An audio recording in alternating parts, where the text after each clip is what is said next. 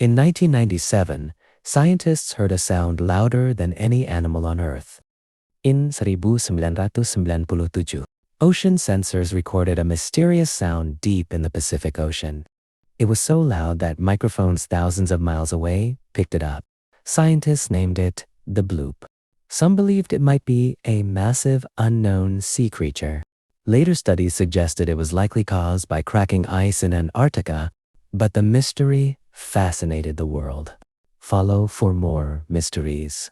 Please like and subscribe to the channel.